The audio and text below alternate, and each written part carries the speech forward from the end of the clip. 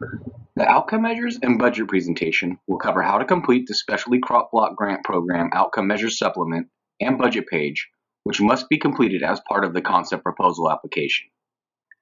The outcome measures have been developed by the U.S. Department of Agriculture Agricultural Marketing Services, as well as the Office of Management and Budget to standardize performance indicators that apply to the Specialty Crop Block Grant Program, or SCBGP. The reasoning for standardized performance indicators is to compile data across all states, making it easier to see the effect that the program has on the specialty crop industry. The data that is compiled strengthens the need for continued SCBGP funding.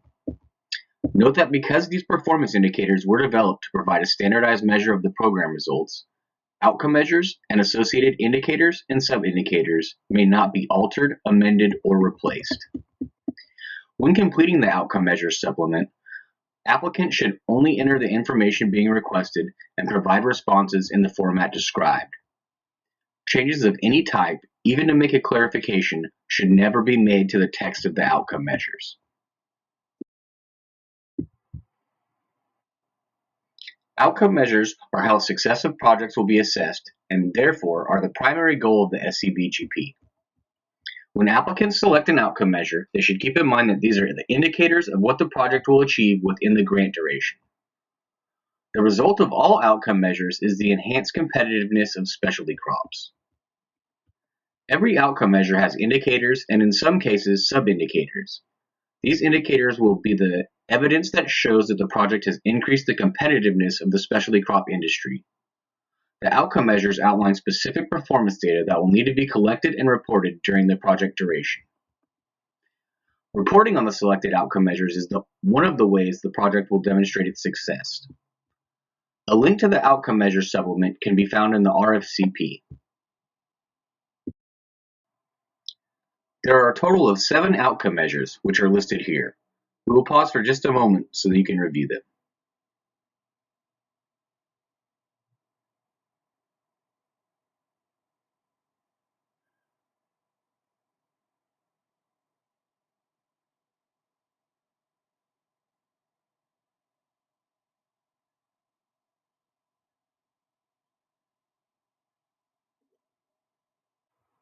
This is an example of what the outcome measures looks like in Amplifund. Please note that this does not include all of the available outcome measures. To help in selecting an appropriate outcome measure for your project, the California Department of Food and Agriculture provides an outcome measure supplement that lists the outcome measures, indicators, and sub-indicators, along with some additional explanation. When preparing a concept proposal, please select at least one outcome measure and an associated indicator and/or sub-indicator if applicable. A copy of the supplement is available in the Handouts tab on GoToWebinar. To learn more about each outcome measure, please review the Outcome Measures Supplement located in the RFCP. There are a few key points for applicants to keep in mind when selecting outcome measures for their project. The number of outcomes or indicators selected is not a factor in the overall scoring of the proposal. Selecting more outcome measures does not mean that your project will be viewed more favorably. Only applicable outcomes and indicators should be selected. Projects that are awarded grant funds are required to report on all outcomes and indicators selected, so applicants should only identify the outcomes their organization will have the capability to monitor and report on. All numerical estimates provided should be reasonable. It is preferred that you not extrapolate data. We understand that the values indicated for selected outcome measures in the concept phase are simply a projection. However, it is important for applicants to provide an estimate that is realistic. Every outcome measure, indicator, and sub-indicator selected must be achievable within the grant duration, which is 2 years and 8 months. It is important that all marketing and promotion projects, as well as proposals submitted to the Grown in California funding category, must identify one or more sub-indicators, A, B, or C, from Outcome 1, Indicator 1.5, increasing consumption and consumer purchasing of specialty crops. All marketing and/or promotion projects that focus efforts to advertise, sell, promote, market and generate publicity, attract new customers, or raise customer awareness for specialty crops or a specialty crop venue must select Outcome Measure 1, Indicator 1.5, regardless of the funding category that the proposal is submitted under.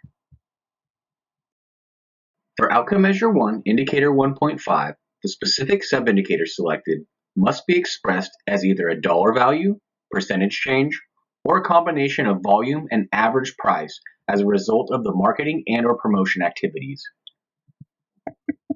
Only one sub-indicator needs to be selected. It is necessary to measure actual sales figures resulting from marketing efforts against an established baseline as evidence of an increase in sales. Please briefly describe how this baseline will be determined in the description of data collection methods. For projects that don't already have a baseline of sales in dollars, one of the project objectives must be to determine a baseline during the grant period. Here is some additional information regarding the definitions of terms that are commonly used.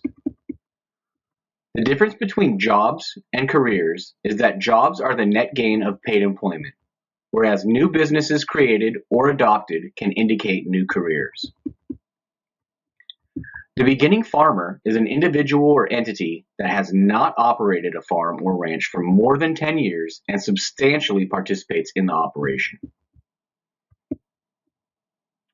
An underserved farmer is a farmer who is a member of an underserved group. An underserved farmer is a group whose members have been subject to discrimination on the basis of race, color, national origin, age, disability, and where applicable, sex, marital status, familial status, parental status, religion, sexual orientation, genetic information, political beliefs, reprisal, or because all or part of an individual's income is derived from any public assistance program. For each outcome measure and indicator selected, a description is required of the data collection methods that will be used to report on the progress of the outcome measure. This is where the applicant will provide details about the activities that the project will conduct to collect data, measure, and track the progress toward achieving the selected indicator or sub-indicator. This section should not include information regarding how work plan objectives or other aspects of the project will be measured or monitored that are not related to the outcome measures. Information regarding research methods for project activities or work plan objectives should not be included. The data collection box in the outcome measure supplement should describe the plan for collecting data and monitoring the selected outcome measures only. Should a grant be awarded, recipients will be required to report on their selected outcome measures separately from their work plan objectives. In addition, each outcome measure must have a complete response for the selected data collection methods. Applicants should not include comments that refer to other sections of the proposal. For example, as described in a prior outcome measure, or as described in the work plan. Please note that if an outcome measure box is selected by mistake, the applicant will input NA in the box for description of data collection methods. This is an example of a completed outcome measures form in Amplifund. Outcome measure 1, indicator 1.5, sub-indicators A and B have been selected. Also note that whole numbers have been entered and a description was provided for data collection methods. Please ensure that the content provided in the description box is appropriate, necessary, and responsive to the intended purpose of the project. In the section that states enter number, please only provide a whole number. Applicants should double-check to ensure that they have entered the required values and description of data collection methods for all the selected outcome measures before moving on. That concludes the outcome measures presentation. This presentation will cover the budget section that applicants will submit with their concept proposal. These are a few tips for applicants to consider as they prepare their budget. Applicants should ensure that all the requested costs are allowable. If the budget includes a substantial amount of unallowable costs, the proposal may be disqualified. It is strongly encouraged that applicants reference the allowable and unallowable costs and activities table when completing their budgets. A copy of the allowable and unallowable costs and activities table has been provided in the Handouts tab of this GoToWebinar. Applicants should ensure that all costs are justified and directly support the project objectives. Reviewers will want to know why this item is being requested and how it relates to the project activities. In the concept proposal phase, a basic description of costs is adequate. Check that cost estimates are reasonable and realistic. We understand that at this point, the budget is a best estimate based on current information. However, we do ask that applicants do their homework to ensure their estimates aren't over or understated. If a project advances to the grant proposal phase, the budget should not change by more than 20%. It is important that applicants' concept proposal budget is a realistic estimate. Double-check all budget totals to make sure they are correct. This attention to detail shows the care and time that was taken in preparing the budget. Also, please start your applications early, and don't wait until the day applications are due to start on your budget. There are a number of resources and links available on the SCBGP website to help applicants as they are completing their proposal. They are also included in the Handouts tab of this meeting. What is the difference between direct and indirect costs? Direct costs can be identified specifically with a particular award, project, or activity, or directly assigned to an award, project, or activity relatively easily with a high degree of accuracy. Indirect costs, also known as facilities and administrative costs, are incurred for common or joint objectives and cannot be easily identified specifically with a particular award, project, or activity. These typically include costs associated with running the organization as a whole, such as administrative staff salaries, rent, utilities, and office supplies. All costs listed in categories A through G should be direct costs. Indirect costs should only be listed in category H. This is what an example of the budget page in Amplifund looks like. An example is available in Appendix B of the RFCP. On this page, the applicant will enter the total amount of SCBGP funds being requested for each budget category, rounded to the nearest whole dollar. For each budget category where costs will be requested, please click the plus sign and enter the amount of funding needed as well as a brief description of what those costs or activities will be. A description is required for each budget category and which funds are requested, except for category H, which is indirect costs. We will go over each budget category, but for instructions on what information to provide in the description, please reference pages 18 to 23 of the RFCP. Also, available on page 18 of the RFCP are links to the GSA website and the GS15 Step 10 rate for your area. You will find relevant per diem and lodging rates for travel on the GSA website as well. Locality pay rates needed to determine appropriate pay for contractors will be listed on the website of the Office of Personnel Management. A completed sample budget is available on page 30 of the RFCP. But please note that this is just an example provided to illustrate what a completed budget might look like. The first category is Category A, Salary and Wages. This is where the applicant will list the total estimated cost of salary and wages for time spent working on the project by employees of the applicant organization. In the description box, please list the title of each employee as well as the amount of time they will spend working on the project. For hourly employees, applicants just need to report the number of hours worked. For salaried employees, applicants should use a percentage full-time equivalent. Please note that a year-by-year breakdown is not required, only the total amount requested for each. Salary and hourly requests should follow the U.S. General Schedule pay scale for the locality in which the employee will be working. Additional justification is required for employees or contractors whose salaries exceed the GS15 Step 10 rate of pay. Category B is Fringe benefits. Fringe benefits include benefits like paid leave, health insurance, pensions, and unemployment, and is calculated as a percentage of an employee's salary. In the amount requested box, applicants should list the total estimated fringe benefits costs for employees of the organization, determined in accordance with the applicant's established fringe benefits policy. In the description box, please provide the approximate fringe benefit rate and the types of benefits included. Category C is travel. Under amount requested, please list the total estimated cost for all individuals except contractual personnel. When preparing your travel cost estimate, please use the per diem amounts required by the U.S. General Services Administration, or GSA. These rates vary by location, so look up the appropriate rates by using the GSA website. A link to the GSA website has been included on page 22 of the RFCP.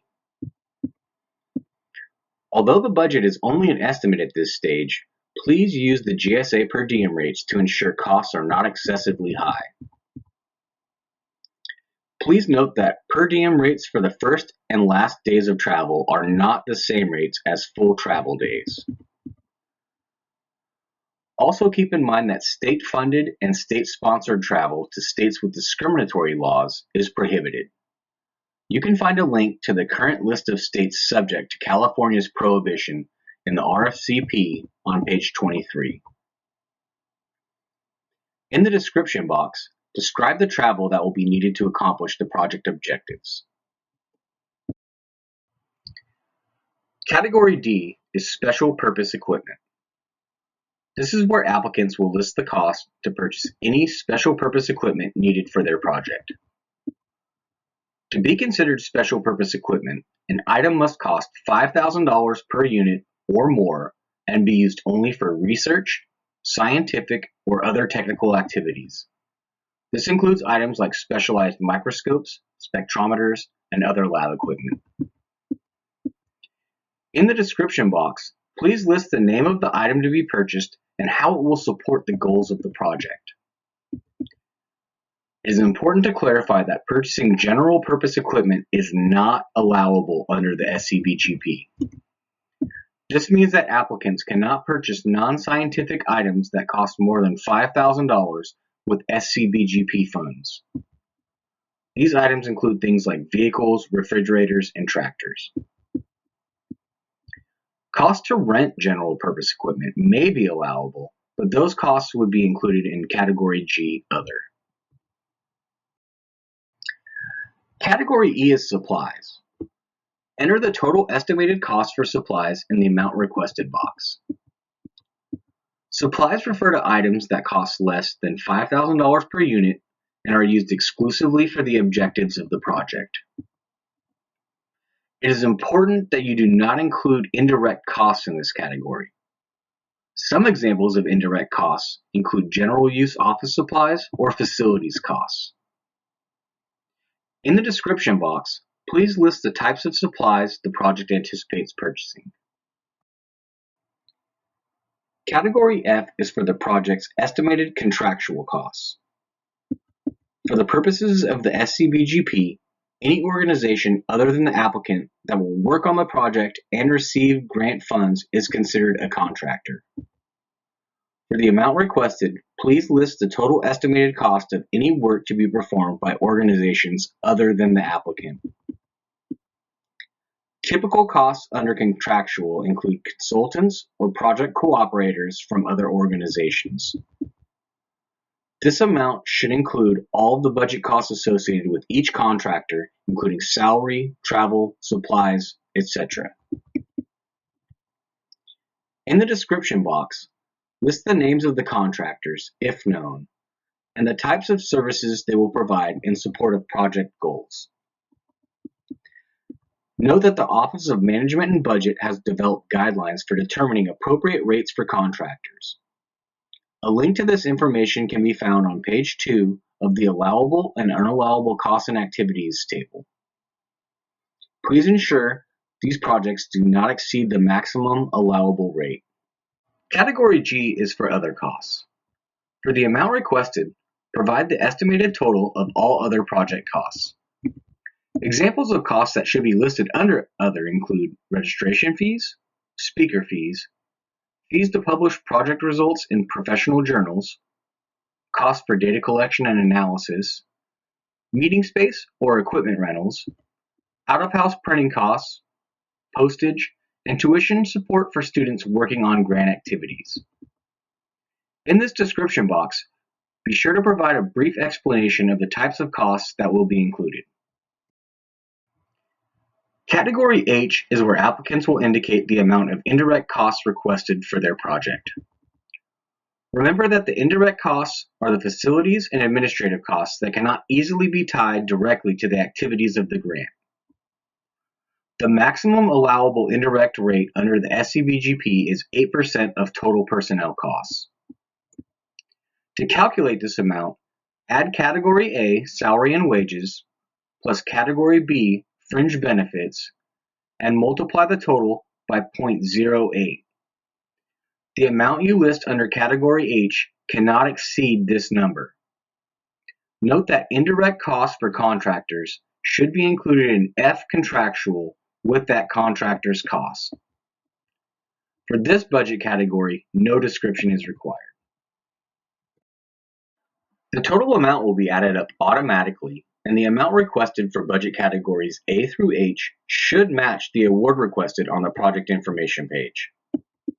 Again, the total funds requested cannot be less than $100,000 or greater than $500,000, or for the additional assistance program, less than $100,000 or more than $250,000.